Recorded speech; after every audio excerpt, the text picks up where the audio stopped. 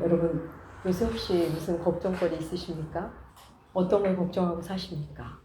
여러분 우리가 걱정이라고 표현을 하지 않더라도 스트레스와 어떤 긴장감 이런 걸 파헤쳐 보면 사실은 걱정, 근심에서 나온 스트레스고 긴장감입니다. 잘 못할까봐, 일이 그르칠까봐, 결과가 안 좋을까봐, 돈이 많이 들까봐, 또 뭔가 잃어버릴까봐, 내 이미지가 안 좋아질까봐, 오해받을까봐 이런 근심과 걱정이 사실 스트레스를 만들어내는 겁니다. 선악을 알게 하는 나무의 실과를 먹은 이후 인류는 두려움과 수치, 불안 등이 찾아왔는데 두려움과 수치, 불안이 사실은 걱정, 근심의 형태로 드러납니다. 선악을 알게 하는 나무의 실과를 먹은 이후 아담과 하와 어땠죠? 하나님한테 혼날까봐, 들킬까봐, 죽을까봐 무섭고 두려웠습니다. 그러나 알 수 없는 걱정에 휘말려서 감추고 숨고 가렸습니다. 인류는 그날 이후 내내 각자의 근심과 걱정 안에서 걱정을 안고 살아갑니다. 한 근심이 해결되면 또 다른 근심이 나타납니다. 이거 없으면 살 것 같은데 또 다른 염려가 찾아옵니다. 네, 그렇습니다. 하나님은 그걸 아셨어요. 우리가 태어나고 일정 기간을 자기네 삶을 사는 동안 계속 끊이지 않는 근심과 염려를 갖고 살 거를 아셨습니다. 그래서 성경은 내내 우리에게 근심하지 말라, 염려하지 말라는 말씀을 내내 줍니다. 우리는 계속 고린도후서를 함께하고 있습니다. 사도는 고린도교에 편지를 보내고 근심했죠. 내가 이렇게 좀 너무 엄히 편지를 쓴 거 아닐까? 아직 성도들이 연약한데 혹시 네 편지로 하나님과 멀어지면 어떡하지? 근심했습니다. 사도도 근심하고 후회했습니다. 그렇게 마음을 졸이다가 디도로부터 기쁜 소식을 듣죠. 그들이 처음에는 사도 바울의 편지를 받고 근심했지만 회개를 하고 하나님과 더 가까워졌다고. 그 기쁜 소식을 듣고서는 다시 편지를 쓴 것이 고린도 후서라는 거. 여러분 이제 아시겠죠? 이 부분에 대해서는 2주 전 설교를 참조하시면 됩니다. 사도는 자신이 근심했던 이야기를 하면서 이 고린도 교회의 두 가지 근심을 이야기합니다. 하나는 사망에 이르는 근심, 또 하나는 구원에 이르는 근심입니다. 다시 말하자면 우리가 하는 근심 중에는 하나님이 하지 않았으면 하는 근심이 있고 또 하나는 하나님이 좀 했으면 하는 근심이 있다는 겁니다. 우리가 하는 근심 중에 하나님이 원하는 근심, 또 하나님이 하지 말라 하는 근심이 있다는 겁니다. 오늘 본문 말씀 읽어볼까요? 7장 10절 말씀. 주보에도 실어놓았습니다. 고린도후서 7장 10절 말씀. 우리 함께 읽겠습니다. 하나님의 뜻대로 하는 근심은 후회할 것이 없는 구원에 이르게 하는 회개를 이루는 것이요 세상 근심은 사망을 이루는 것이라. 세상 근심과 하나님의 뜻대로 하는 근심 나오죠. 세상 근심은 사망을 이루고 하나님의 뜻대로 하는 근심은 구원을 이룬다. 과연 무슨 말씀일까요? 여러분 오늘 말씀을 깊이 있게 만나면 여러분이 이제 근심을 대하는 태도가 달라지실 겁니다. 오늘 말씀을 통해 여러분이 오늘 나누게 된 이 말씀이 여러분의 삶에 아름답게 성취되기를 기원하는 마음으로 말씀 전하도록 하겠습니다. 먼저 사망에 이르는 근심 생각해 볼까요? 사망에 이르는 근심은 우리가 그냥 늘상 하는 그 근심 말하는 겁니다. 하나님은 그런 근심 하지 말라 그러죠. 우리 빌립보서 4장 6절 7절 우리 다 암송하죠. 아무것도 염려하지 말고 오직 모든 일에 기도와 간구로 너희 구할 것을 감사함으로 하나님께 아뢰라 하시잖아요. 처음이 뭐로 시작하죠? 근심을 그쳐라. 아무것도 염려하지 말라로 시작합니다. 일단 염려 그만해라로 시작하죠. 또 잠언은 어떻습니까? 수없이 나오는데 근심은 뼈를 상하게 하느니라 라는 말씀도 있습니다. 찬송도 그렇죠. 주 안에 있는 나에게 딴 근심이 있으라. 주 안에 있는 사람에게는 근심이 없답니다. 너 근심 걱정 말아라. 주 너를 지키니. 주님이 지키시니까 근심하지 말랍니다. 맞습니다. 하나님이 있는데 내가 너의 아버지인데 그런 걸 왜 근심하냐고 하는 거죠. 여러분 우리가 요즘에도 그런 말들을 많이 쓰는지는 모르겠습니다. 아우 속상해. 내가 속이 썩어 들어가. 이런 말 엄마들이 많이 하지 않습니까? 여러분 속상해하면 진짜 내장이 장기가 상한다는 거 아십니까? 내가 속이 썩어. 그런 분들 다 속이 진짜 썩어요. 결국 병이 납니다. 여러분, 염려 속에 사는 사람들은 정말 장기가 상합니다. 그런데 여러분, 말씀을 사랑하고 말씀을 순종하며 살다 보면 이런 근심은 점점 줄어듭니다. 이게 그야말로 예수 믿는 맛입니다. 예전에 근심하던 유형의 것을 이제는 더 이상 근심하지 않습니다. 예전에 조마조마하던 것을 이제는 더 이상 괜찮아집니다. 예수 잘 믿으면 괜찮아지는 게 굉장히 많습니다.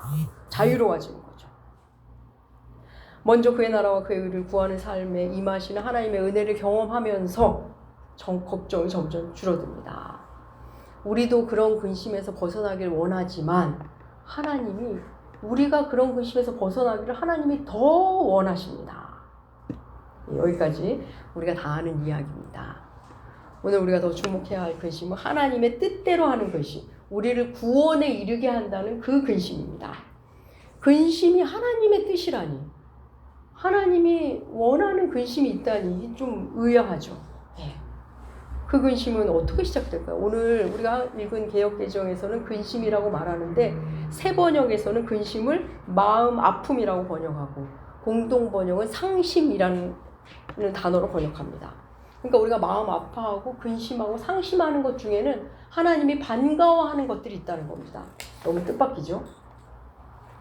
여러분, 아이가 좀 거칠게 예를 들어보면 아이가 엄마가 나 밥 안 주면 어떡하지? 겨울인데 겨울에 이불 옷 없어서 어떡하지? 우리 집에 쌀 떨어지면 어떡하지? 전기세 밀리면 어떡하지? 이런 걱정을 한다면 어떨까요? 부모가 어이가 없을 겁니다. 엄마 아빠가 있는데 네가 왜 걱정해? 그럴 겁니다. 그런데 맨날 지각하면서도 천하태평이고 내일 모레가 시험인데도 아무렇지 않게 놀기만 하고 그렇다면 부모가 보기엔 답답할 겁니다. 좀 시험 걱정도 좀 하고 그리고 자기 성적에 대해서 좀 고민도 하기를 부모는 바랄 겁니다. 그렇습니다. 내 자녀를 향해서도 했으면 하는 근심과 안 했으면 하는 근심이 있습니다. 하나님도 우리에게 그런 겁니다. 거친 비유지만 좀 그렇게 한번 비유를 해봤습니다. 한번 볼까? 오늘 본문 계속 이어보겠습니다. 9절 새 번역으로 주보에 실었는데 우리 새 번역으로 한번 읽어보겠습니다. 고린도후서 7장 9절 말씀 함께 읽겠습니다. 지금은 기뻐합니다. 그것은 여러분의 마음 때문이 아니라 회개에 이르렀기 때문입니다. 여러분이 하나님의 뜻에 맞게 아파하였으니 결국 여러분은 우리로 말미암아 손해를 본 것은 없습니다. 고린도 교회에 편지를 보내놓고 사도 바울이 걱정했죠. 이 편지로 인해서 마음에 찔림이 오고 아파하고 근심할까 봐 걱정했는데 그들이 돌이켰다고 했습니다. 여러분, 하나님의 말씀 마냥 달콤하지 않습니다. 때로는 마음에 찔림을 주시고 그래서 마음이 상하고 불편할 때 있습니다. 그런데 그들은 그 말씀을 듣고 처음엔 불편했지만 어떻게 했다고? 회개했다. 회개. 헬라어로 메타노이아. 우리 너무 많이 들었죠. 메타노이아 무슨 뜻이죠? 길을 돌이키다. 회개는 길을 돌이키는 겁니다. 딱 말씀 듣고 아 그렇구나 하고서 신발끈 질끈 매고 허리띠 묶고 가던 길 가는 게 아닙니다. 길을 돌이키는 게 회개입니다. 삶의 방식으로 하는 겁니다. 여러분, 회개는 인지적 동의가 아닙니다. 삶이 달라지는 겁니다. 오늘 본문 10절에서 하나님의 뜻대로 하는 근심은 회개를 이루는데 어떤 회개라고요? 구원에 이르는 회개라고 그랬습니다. 여기서 구원은 우리가 예수님을 영접하고 영원함 속에 들어가는 거, 천국 가는 거, 그걸 말하는 게 아닙니다. 예수를 영접한 후에 실제적인 구원, 세부적인 구원, 일상의 구원을 말하는 겁니다. 내 일상의 한 영역에 대한 구원입니다. 여러분, 구원은 일회적 사건이 아닙니다. 진행형입니다. 내가 구원을 받았는지 안 받았는지는 내 일상이 바뀌어 가는지 안 가는지로 내 자신에게 증명이 됩니다. 내게 재정에 큰 손실이 왔을 때 내가 돈을 다루는 데서 참 문제가 많았구나. 건강에 있어서 큰 근심이 왔을 때 내 생활 습관이 참 안 좋았구나. 누군가의 갈등으로 힘들 때 내가 사람을 대하는 법을 너무 몰랐구나. 나로 인해 어떤 일이 삐걱거릴 때 내가 너무 책임감이 없었구나. 주님이 내가 이렇게 살기를 원하지 않으시구나. 이 점을 고쳐야겠구나. 처음에는 괴로움과 근심으로 다가왔지만 삶의 방식이 바뀌기 시작합니다. 그러면서 우리의 구원이 자라납니다. 사랑하는 여러분, 그리스도인은 평생 내가 죄인임을 깊이 있게 만나가는 사람들입니다. 나 죄인 맞구나. 나 뼛속까지 죄인 맞네. 야, 난 정말 아무리 생각해도 이런 생각을 하다니, 이런 말을 하고 있다니 못 말리는 죄인 맞구나. 여러분, 그걸 만나는 게 은혜 중에 은혜입니다. 여러분, 내가 지금 은혜 중에 있는지 아닌지를 의외로 쉽게 진단하는 방법이 있습니다. 설교를 통해 혹은 성경 모임을 통해 우리는 죄인입니다. 성경 내내 우리는 죄인이라고 말씀하십니다. 의인은 없나니 하나도 없다고 말씀합니다. 이런 얘기를 들을 때 내가 놓치고 있었지. 맞아, 나 죄인 맞아. 이렇다면 은혜 중에 있는 사람입니다. 근데 그런 얘기를 듣고 또 저 얘기야. 죄인, 그놈의 죄인 얘기. 아우, 듣기 싫어, 지겨워. 그러면 어떤 이유로? 은혜와 좀 멀어진 사람입니다. 은혜를 뭔가 까먹은 사람인 겁니다. 그러면서 다른 사람 탓하고 상황을 탓한다면 지금 은혜와 조금 거리가 있는 상태입니다. 그런 마음에서는 회개가 일어날 수 없습니다. 사도는 고린도 교회가 자신이 전한 말씀에 처음에는 마음 아파하고 근심했지만 시간 속에서 회개의 자리로 갔다는 것, 그래서 그들의 어떤 부분이 지금 구원을 받고 있다는 것에 대해서 너무 기뻐했죠. 그리고 이어 말하죠. 디도에게 들으니 여러분들이 디도를 잘 대했다는 소리를 제가 들었습니다. 그래서 너무 기쁩니다. 이런 얘기를 합니다. 그 부분 볼까요? 고린도후서 7장 15절과 16절 말씀, 주보에도 실었습니다. 함께 읽겠습니다. 그가 너희 모든 사람들이 두려움과 떨므로 생각하고 너희를 향하여 그의 심정이 더욱 깊었으니 내가 범사에 너희를 신뢰하는 것을 기뻐하노라. 교우들의 성장을 사도가 기뻐하죠. 그러면서 내가 여러분들을 더 범사의 모든 일에 신뢰하게 되었습니다 하고 신뢰를 표현합니다. 여러분, 그리스도인 간의 신뢰는 뭐 일을 잘해서 생긴 신뢰가 아닙니다. 믿는 자 간의 신뢰는 말씀을 받아들이는 모습, 말씀에 아멘하는 모습, 아멘하고 아멘하는 자답게 사는 모습을 보면서 서로 신뢰가 생기는 겁니다. 사도는 그걸 확인하고 기뻐했습니다. 그리고 내가 이제 전적으로 여러분들을 믿게 되었습니다 라고 말하고 있죠. 그리고 이제 디도와 관련된 이야기는 다음 시간에 좀 더 나누게 될 것입니다.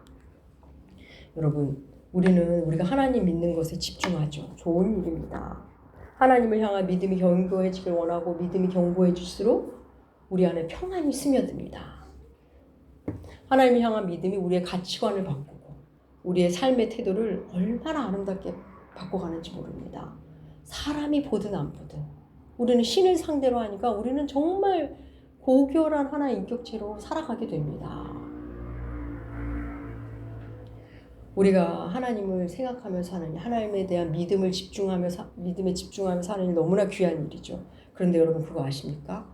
하나님도 우리를 믿고 싶어 하십니다. 하나님은 우리를 믿고 싶어 하시고 그래서 믿어 주십니다. 우리를 충성되이 여겨서 일을 맡기기도 하시고 우리 어떤 자리로 데려가기도 합니다. 네가 좀 이 일 좀 해주렴 하기도 하십니다. 그 믿어주심으로 우리가 믿음이 또 자랍니다. 그럼 부모와 자식 간에도 그렇죠. 아이를 키울 때 부모가 아이를 믿어주죠. 믿을만 해서 믿는 게 아니라 믿어주니까 아이가 믿을만한 아이가 되어가는 겁니다. 못하겠지만 믿어주는 겁니다. 자꾸. 그럼 그 아이가 정말 믿을만한 아이로 자라가게 되죠. 하나님도 우리에게 그렇습니다. 우리 너무나 부족하지만 충성되이 여기서 뭘 맡기시기도 하고 믿어주시고 그 일이 먼저는 교회 안에서 그리고 내 삶의 자리에서 일어납니다. 다시 하나님의 뜻대로 하는 근심으로 돌아가면 하나님의 뜻대로 하는 근심을 하는 자들이 어떤 모습으로 살게 되는지 한번 볼까요? 본문 11절 말씀, 고린도서 7장 11절 말씀 주보에도 실었습니다. 함께 읽겠습니다. 보라, 하나님의 뜻대로 하는 이 근심이 너희로 절하게 하며 얼마나 변증하게 하며 얼마나 분하게 하며 얼마나 두렵게 하며 얼마나 사모하게 하며 얼마나 열심 있게 하며 얼마나 변하게 하는가. 너희가 그 일에 대하여 일체 너희 자신의 깨끗함을 나타내었느니라. 하나님 나라를 생각하며 시작된 근심, 그 아픔과 상심이 얼마나라는 말이 계속 반복되죠. 얼마나 간절하지, 얼마나 변증하게 하는지, 얼마나 분하게 하는지 계속 나오죠. 여러분, 우리 요즘에 하나둘씩 느헤미야 하지 않습니까? 느헤미야가 지금 이방 나라의 고위 공직자로 근무하고 있습니다. 그는 자기만 생각하며 살면 걱정할 게 없습니다. 왕의 신뢰를 받고 있고 먹는 거 입는 거 걱정할 일이 없습니다. 그런데 그가 예루살렘 성벽이 회파되었다는 소식을 듣고 어떡하죠? 근심에 휩싸입니다. 울며 금식하고 기도합니다. 여러분, 이게 바로 하나님 뜻대로 하는 근심입니다. 그 근심이 그를 얼마나 간절하게 하는지, 얼마나 열심을 내게 하는지, 얼마나 분노하게 하는지 우리 느헤미야서 보면 나오지 않습니까? 그가 용기 내어 왕에게 예루살렘에 보내달라고 청하고 가서 어떻게 합니까? 성벽 재건에 얼마나 열심을 냅니까? 또 유대 귀족과 이방 족속에게 안팎으로 공격을 당하지만 얼마나 열심히 변증하며 일을 합니까? 공동체 회복을 위해 얼마나 열심히 개혁을 합니까? 하나님의 뜻대로 하는 근심을 가진 자가 어떤 삶을 사는지 느헤미야서 하나만 읽어도 우리는 알 수 있습니다. 여러분, 세상 불의를 보며 깊이 상심하고 깊이 근심하는 사람들, 그들이 그 간절함으로 그 일에 뛰어듭니다. 그래서 사람을 설득하고 변증하고 꿈쩍하지 않는 세상을 보며 분노를 느끼고 그러면서도 여전히 달라질 세상을 사모하면서 그 일을 해냅니다. 할 수 있는 일을 열심히 합니다. 그들이 세상을 바꿔나가 지금껏 바꿔온 겁니다. 여러분, 그들이 어떤 유쾌한 계획으로 시작한 게 아닙니다. 하나님의 뜻대로 하는 근심으로부터 시작된 겁니다. 우리 개인의 삶도 그렇죠. 어떤 일 앞에서 후회와 상심이 찾아올 때 자신을 만나죠. 내가 그동안 잘못 살았구나. 내가 돈을 너무 쉽게 생각했구나. 내가 사람을 너무 몰랐구나. 내가 그동안 너무나 나태했구나. 자신을 돌아보며 길을 돌이키죠. 그 과정에서 내가 죄인임을 철저히 만나며 아파하고 근심합니다. 사탄이 나를 이렇게 묶고 있었구나. 분노합니다. 과거에 묶인 채 내가 사는 모습이 얼마나 어리석었는지, 사단이 나를 이렇게 묶고 있었다는 사실이 얼마나 분한지, 그러면서 하나님의 인도를 얼마나 간절히 원하게 되는지, 그러면서 주를 향한 열심이 얼마나 또 깊어지는지, 때때로 스스로를 벌하면서까지 그렇게 됩니다. 하나님의 뜻대로 하는 근심은 우리로 하여금 삶을 진지하고 아름답게 꾸려나가게 합니다. 여러분, 근심이 생겼다는 건 회개할 기회가 생긴 겁니다. 뭔가 내 삶의 한 영역이 구원받을 문이 열리는 겁니다. 사도의 편지로 고린도 교회 교우들은 근심을 했지만 구원의 이름을 회개를 하기 시작했고 각 영역별로 구원에 이르릅니다. 여러분, 우리가 말씀을 듣고 말씀을 읽을 때 이런 일이 생깁니다. 말씀이 나를 깨우고 찌르고 그 깨달음으로 근심을 하고 그 근심이 회개의 자리에 가고 그 회개가 구원을 이뤄가는 겁니다. 이런 일이 반복되면 이제 근심이 생기면 기대가 됩니다. 하나님이 나를 어디를 만져가실까? 이 일을 통해 내가 또 어떤 변화를 이룰까? 어떤 자유를 만나게 될까? 힘겹지만 힘겨운 중에서도 하나님의 역사하심을 기대하게 됩니다. 사랑하는 여러분, 복음은 머리에서 이론에서 그치지 않습니다. 반드시 삶으로 만납니다. 시인 윤동주의 시 중에 쉽게 쓰여진 시라는 제목의 시가 있습니다. 시에 이런 부분이 나옵니다. 주보에도 제가 짧게 실어놨는데 제가 한번 읽어보겠습니다. 인생 살기 어렵다는데 시가 이렇게 쉽게 쓰여진 것은 부끄러운 일이다. 육첩방은 남의 나라, 창밖에 밤비 속살거리는데 등불을 밝혀 어둠을 조금 내몰고 시대처럼 올 아침을 기다리는 최후의 나는 나에게 작은 손을 내밀어 눈물과 위안으로 잡은 최초의 악수. 청년 동주에게 국권을 잃은 나라에 대한 근심이 내내 있었습니다. 그 근심 중에 시가 쉽게 쓰여진다는 것 자체가 고통입니다. 여러분, 시인에게 시가 쉽게 쓰여지는 건 너무 기쁜 일 아닙니까? 근데 동주는 그걸 힘들어했습니다. 여러분, 윤동주의 시는 애정시가 아닙니다. 민족의 아픔을 그린 저항시였습니다. 국가에 대한 큰 근심이 있으니 시가 쉽게 쓰여지는 것 자체가 부끄러움이었던 겁니다. 사랑하는 여러분, 자유를 꿈꾸는 자의 근심은 다릅니다. 하나님 나라를 맛본 자의 근심은 다릅니다. 사랑하는 여러분, 회개할 것이 없는 하나님의 아들 예수 그리스도, 그분은 하나님의 마음으로 이 땅에 사셨기에 하나님의 뜻대로 하는 근심과 상심으로 가득 찼습니다. 그래서 제자들을 보며 말하시죠. 때때로 내가 어느 때까지 제자들에게 이렇게 탄식하고 말씀하셨습니다. 그리고 바리새인들에게도 서기관들에게도 분노를 드러내셨습니다. 또 겟세마네 동산에서는 어떠셨죠? 할 수만 있다면 이 잔을 거둬달라고 간절하게 기도하셨습니다. 사랑하는 여러분, 이 땅을 사는 동안 제거해야 될 근심이 있고 또 새롭게 찾아 들어가야 할 근심이 있습니다. 여러분, 그리스도인은 사망에 이르는 근심은 점점 줄고 구원에 이르는 하나님의 뜻대로 하는 근심이 깊어지는 사람들입니다. 자신에 대한 통렬한 근심. 나는 왜 이렇게 변화가 없을까? 나는 왜 이렇게 교만한가? 언제까지 주의 마음을 이렇게 아프게 하며 사는 걸까? 내가 예수 믿은 지 10년, 20년이 됐는데 여전히 왜 나는 나밖에 모르는 걸까? 나는 왜 이렇게 속이 적은 걸까? 나는 왜 아직도 이런 근심 속에서 사는 걸까? 그게 근심이 되는 거. 여러분, 그 자리에 구원이 옵니다. 세상 근심, 안으로 움켜드는 근심, 그 근심은 불안하고 초조만 증폭시킵니다. 답도 없는 근심, 기껏 하는 게 남 탓하고 불평하는 근심밖에 안 됩니다. 그건 사망을 이루는 근심입니다. 사랑하는 여러분, 근심이 오면 이제 십자가 앞으로 나가십시오. 그러면 내가 뭐가 달라져야 할지가 보이기 시작합니다. 뭘 돌이켜야 할지 알게 됩니다. 여러분, 회개할 것이 없는 사람은 없습니다. 회개할 지점이 없는 지점은 없습니다.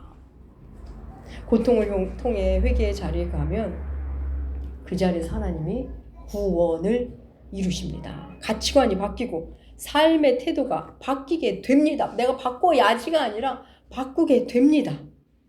여러분, 그게 예수 믿는 맛이고 변화되는 맛이고 자유로워지는 맛입니다.